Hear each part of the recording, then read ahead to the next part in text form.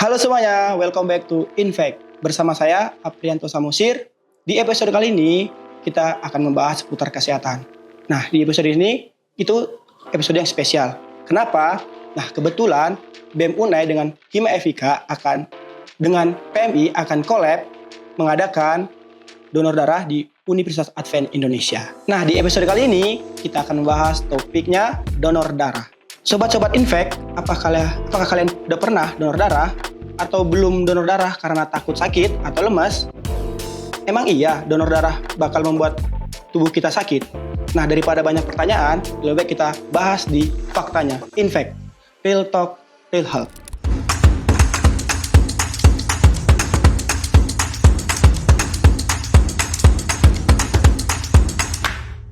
Oke guys, di episode kali ini saya tidak sendiri. Saya ditemani oleh narasumber-narasumber yang kece. Boleh dikenalin kakak-kakak namanya? Halo, namaku Sally Kuno, jurusan S1 Keperawatan tingkat 3. Halo semuanya, nama aku Angel Rianti Simanjuntak, aku S1 Keperawatan tingkat 3. Oke, terima kasih buat narasumber yang udah datang untuk episode kali ini. Sekarang kita akan masuk ke tanya jawab. Nah, tadi kan udah disebutin topik pembahasan kita adalah donor darah. Nah, sekarang saya mau tanya ke Kak Sally, apa pentingnya donor darah? Apakah donor darah berbahaya untuk kesehatan? Oke, jadi pertama kita perlu tahu bahwa donor darah itu memang penting. Karena kalau satu orang saja itu mendonorkan darah, dia itu bisa menyelamatkan sampai 3 nyawa. Nah, dan kita tidak perlu khawatir karena kalaupun kita melakukan donor darah itu tidak akan ada efek samping yang serius. Kalaupun ada efek samping itu maksimal hanya sampai lemas ringan dan pusing ringan. Dan pendonor itu bisa istirahat dan gejala-gejala tersebut akan hilang karena itu hanya sementara. Jadi untuk donor darah kita tidak perlu khawatir. Oke, berarti kita gak usah khawatir dengan donor darah. Nah, sekarang pertanyaan kedua untuk Kak Sally, apa ada syarat-syarat tertentu untuk kita bisa donor darah? Oke, untuk syaratnya ada 3. Yang pertama itu untuk umurnya itu harus berkisar antara 17 sampai 65 tahun. Lalu kita lihat juga berat badannya itu harus lebih dari 45 kg. Dan kalau yang ketiga itu kalau misalnya kita pergi untuk donor darah kan pasti ada pemeriksaan kesehatan. Nah, kita harus lolos dulu pemeriksaan itu supaya kita tahu bahwa kita bisa untuk melakukan donor darah. Itu 3 aja syaratnya. Oke, berarti syaratnya itu harus dipenuhi dulu baru kita bisa ikut donor darah. Iya. Oke. Nah, untuk pertanyaan berikutnya, di sini ada apa manfaat yang bisa kita dapat dari mendonorkan darah ini, Kak? Oke, manfaatnya itu yang pertama akan ada peningkatan produksi darah baru karena kan saat kita lakukan donor darah yang ada di dalam tubuh kita kan akan keluar sehingga tubuh kita itu merespon dengan cara memproduksi darah baru supaya itu menggantikan darah yang hilang. Kemudian yang kedua ada juga bisa untuk kesehatan jantung, kemudian bisa juga untuk menurunkan resiko kanker, dan yang paling aku suka itu manfaatnya adalah kita bisa mendapatkan pemeriksaan kesehatan secara gratis. Karena kalau kita mau periksa kan tadi sudah sempat dibilang bahwa pasti akan ada pemeriksaan kesehatan dan itu tidak dipungut biaya sama sekali. Oke, berarti banyak manfaatnya Kak ya untuk kesehatan betul. Kita. Karena kan itu perlu juga dalam kesehatan kita ya. Oke, Kak Sally, sekarang aku mau bertanya, kapan bisa donor darah lagi setelah terakhir donor darah? Untuk rentang waktunya itu minimal 3 bulan. Jadi kalau sudah lewat dari 3 bulan itu sudah bisa dilakukan donor darah. Jadi misalnya kalau Apri sudah pernah donor darah semester yang lalu, terus mau donor darah juga semester yang ini, itu kan hitungannya sudah lebih dari 3 bulan, jadi sudah boleh melakukan donor darah. Oh, berarti rentang waktunya itu 3 bulan kayak untuk supaya kita bisa donor darah lagi? Iya betul, minimal 3 bulan. Oke, selanjutnya mau bertanya juga ke Angel, apakah benar ada golongan darah yang langka dan sulit didapatkan? Nah, untuk sobat-sobat Infact, aku pengen kasih tahu nih. Jadi yang tadi Apri bilang itu benar karena ada yang langka juga. Jadi kita bahas dulu ya. Kan golongan darah itu ada 4, dari A, B, AB, dan O.